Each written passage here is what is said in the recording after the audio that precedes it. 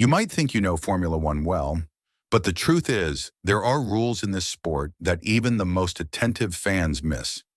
Some are so specific, so hidden behind the scenes, that you only find out about them when they completely change the outcome of a race. From silent penalties to strange limitations in the pit lane, these rules prove that F1 is much more than just speed. And there's one of them, the last on the list, that's so absurd it sounds made up.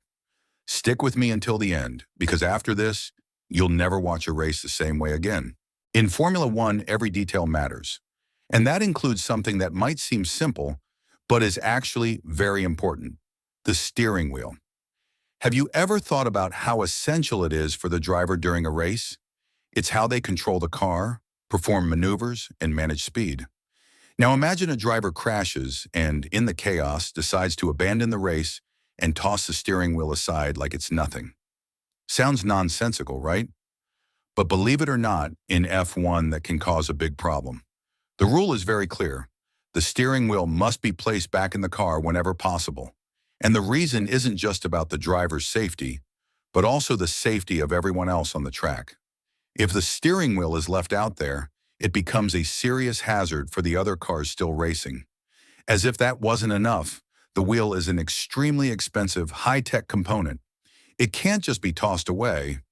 Doing so can cause irreversible damage or even compromise the continuation of the race. This rule also applies when the car can't continue. The driver must place the wheel back in the vehicle as soon as it's safe to do so, rather than forgetting it in some random spot. When a car crashes, the driver's safety comes first, of course. But race marshals also need to remove the car safely and without obstacles. The steering wheel plays a key role in that process. That's why this rule exists. There have been cases where drivers forgot to properly return the steering wheel, and those incidents led to penalties. The FIA, Formula One's governing body, doesn't let this type of mistake slide. Even if the driver is done racing, they must follow protocol to ensure the race continues safely and smoothly. This rule also reflects the F1 philosophy that every team member, including the drivers, must act responsibly and follow all procedures no matter what happens. F1 isn't just about speed, it's about a perfectly coordinated system that ensures safety for everyone, from drivers to spectators. So that seemingly simple steering wheel turns out to be a key piece in this massive puzzle. In the end, these rules are designed to protect the integrity of the race, but also to show just how seriously F1 treats every part of the show. When it comes to the steering wheel, for example, it might seem like a small thing, but without it, the car is nothing. And if you think the steering wheel is the only thing drivers have to worry about, just wait until you see what happens when they leave the track. Now picture this. A driver abandons the race. He leaves the track after a crash or mechanical failure, and instead of just heading out however he wants, he has to follow a very specific rule to return to the paddock. Sounds simple, but it's not. The driver can't just run off to the lounge or cut through the grass. He has to follow a set path, preferably on foot or by driving the car back, but always within safety limits and protocol. The reason behind this rule is to make sure the driver properly communicates with their team and the FIA. Communication is crucial because during a race, the team is constantly monitoring the car's performance and the driver's behavior. If something happens, they need to know exactly what's going on to act quickly. If the driver exits the circuit the wrong way, it can mess up communication and even disrupt the flow of the race for other cars. Can you imagine a driver taking a wrong turn and ending up in an active area, interfering with other racers? That would be chaos, and that's exactly why this rule exists. In emergency situations, of course the driver can leave the car right away, but if he's safe, he must follow the proper procedures. Once the race is over for him, he shouldn't leave the track through shortcuts. This also helps with race logistics. Teams, the FIA, and the marshals need to know where every driver is at all times to ensure the track stays safe.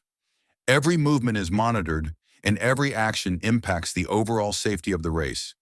That's why the way a driver exits is so important. This rule also prevents teams or drivers from trying to gain a strategic advantage by exiting the track in irregular ways. Even if they're out of the race, the driver still has to return to the paddock properly. Leaving irresponsibly can result in penalties like fines or even sanctions for the team. It reinforces the idea that in F1, discipline is critical. There's no room for improvisation. Following the correct route is also about protecting others on the track. A driver leaving the circuit could end up in a high-traffic zone or near rescue vehicles, which is why he must follow a specific path to make sure nothing gets out of hand. Not to mention, a driver returning to the paddock the wrong way could interfere with other team operations or ongoing race procedures. Interestingly, this is just one of many rules that prove F1 is about more than just the cars. It's about the meticulous organization behind the scenes. And if you think drivers have it tough, wait until you see what the mechanics have to do before the race even starts. And what about you? Have you ever noticed how important it is to follow the rules, even after leaving the race? How do you think discipline and protocols, like returning to the paddock properly, affect the safety and structure of an F1 event? Drop your thoughts in the comments or share a story of a driver who got caught up in protocol chaos.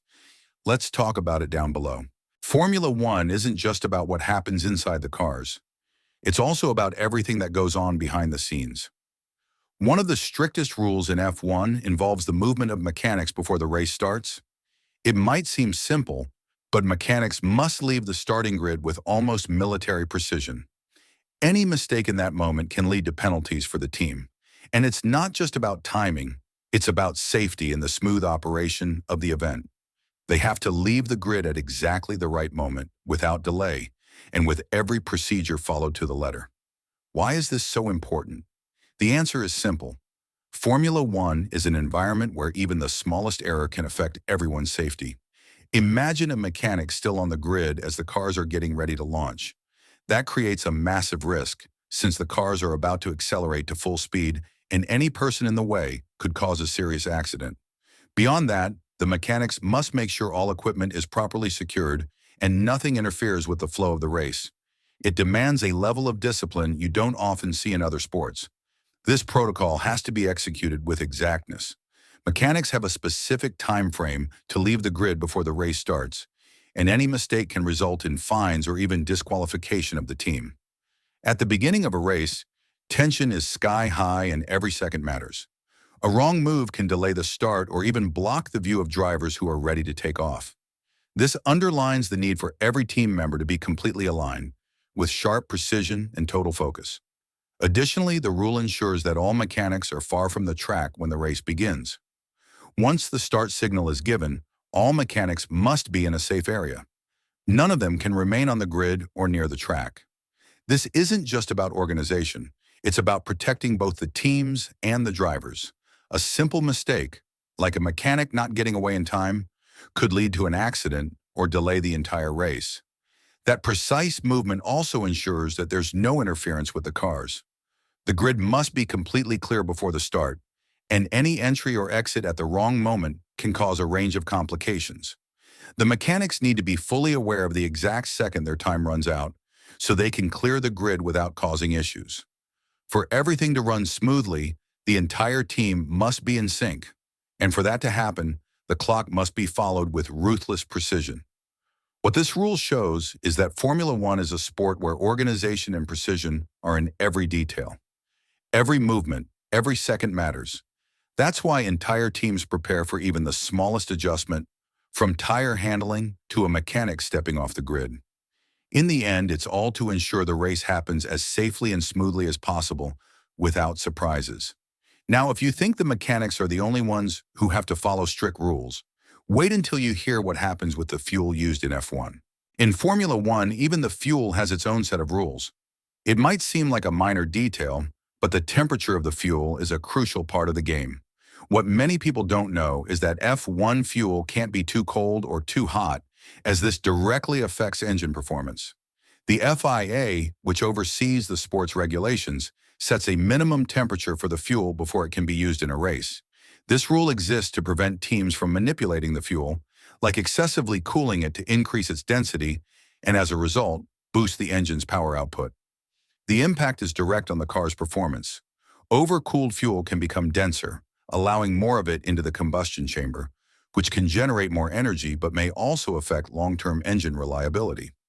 This type of trick isn't allowed, and the FIA's minimum temperature rule ensures all cars use fuel within fair and standardized parameters.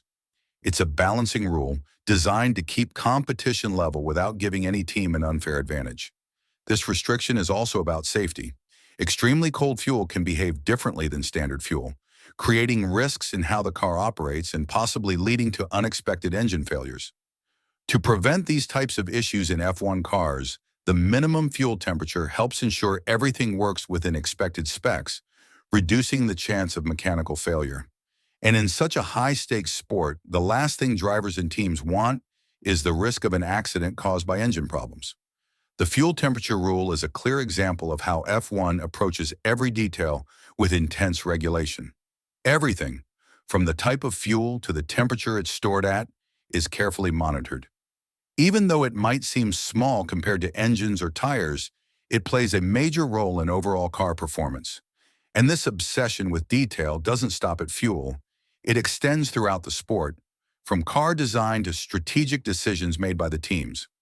Enforcement of this minimum temperature is strict during both practice sessions and races, and any violation can result in penalties, including disqualification. That's why engineers and mechanics have to be constantly aware of this factor on top of all the other technical details involved. There's no room for errors or oversights. Every second of advantage matters, and teams that ignore the fuel temperature rules may end up paying a high price. In a sport where technology and precision are everything, even the smallest variations can create big differences. The rules around fuel temperature are just one way F1 ensures that competition stays fair, safe, and thrilling. Now, if you think fuel is the only thing that follows strict standards in Formula One, wait until you find out how even a driver's helmet has its own set of rules. Well, we're heading into the fifth topic, but before that, I noticed you haven't liked this video yet. That's very important for YouTube to keep recommending my content to you, and that way I'll keep bringing you the best content about the world of Formula One. So leave a like on this video, it's free. Thanks, now let's continue. In Formula One, safety is the #1 priority, and that's reflected even in the helmet a driver wears. However, it's not just the helmet's design that matters, but also how it's engineered. The FIA requires helmets to follow an extremely strict visual and safety standard. This means the helmet can't just be stylish. It must also meet technical requirements that ensure the driver's protection, while also guaranteeing enough visibility to maneuver the car precisely. What many people don't know is that helmet design is one of the most personal aspects for a driver, but it must also comply with specifications that go beyond aesthetics. Each driver has the freedom to choose the colors, logos, and even artwork on their helmet, which is why many have unique designs that are easily recognizable by fans. However, all of this must be done within the limits defined by the FIA. In addition, the helmet needs to be made with specific materials that provide the necessary protection in case of an accident. The combination of safety and style is essential. Even though the helmet's look has a lot to do with the driver's personality, its main function is to protect the head, the most vulnerable part of the body, in such a high-risk sport. Safety in helmet design is non-negotiable. It must be made from materials that withstand extreme impacts, such as carbon fiber and other high-strength composites. On top of that, the helmet is designed to endure high temperatures, since the heat inside the cockpit can be intense during races. When a driver is going 300 kilometers per hour and crashes, the helmet needs to provide maximum protection to ensure the driver comes out with the least possible damage. The FIA, with its strict regulations, ensures that no helmet is sold or used without meeting all these criteria. Even with customization options, the structure and safety standard of the helmets are unchangeable. It's not just the shape or appearance that matters. It's the way the helmet distributes the force of an impact to reduce injury. This shows how, in a sport like Formula One, even the subtlest details, like the design of a helmet, can be the thin line between life and death. The FIA conducts thorough inspections and tests on helmets to make sure every regulation is followed to the letter, and drivers are not allowed to race without these items that, although they may seem simple, are essential. The relationship between driver and helmet goes beyond aesthetics. It's an emotional connection because that item is literally their protection. Many drivers customize their helmets with colors and symbols that represent their roots, their teams, or even their beliefs. But regardless of the design, the helmet will always be seen as a safety shield against any eventuality. For the FIA, ensuring that the helmet meets standards means ensuring the integrity of the driver, who is the most valuable asset in the race. So while some might think the helmet is just a style accessory, it's much more than that. First and foremost, it's a fundamental piece of a driver's safety gear. And for mechanics and engineers, checking the helmet is one of the first things done before each race to make sure everything is in line with the rules. If you think safety is the only thing the FIA is concerned about regulating, get ready to find out how teams aren't allowed to communicate with drivers just anytime. In Formula One, every move counts, and communication between the driver and the team is a key part of the equation. However, contrary to what many might think, drivers can't just talk to their team at any time during the race. There's a very strict rule that limits how much communication a driver can have with the team while on track. Of course, there are exceptions in emergencies, but in general, communication must be brief, objective, and controlled. This is done to ensure the focus stays on the race and to avoid unnecessary distractions. Why does this rule exist? First, F1 is a sport where concentration is absolutely vital. Any conversation not directly related to performance or car safety can throw the driver off focus, and that can be fatal. When the car is going over 300 kilometers per hour, the driver needs total attention. Distractions can mean mistakes, and mistakes can be very costly. Also, the team needs to be able to analyze real-time data and act quickly without the driver needing a lot of external input that isn't absolutely essential. There are some exceptions, like messages about car condition, pit stop strategies, and crucial information about the race situation, like opponents' lap times. These are vital messages, and communication between the driver and team becomes a strategic tool. But aside from these essential aspects, the FIA tries to keep communication as restricted as possible.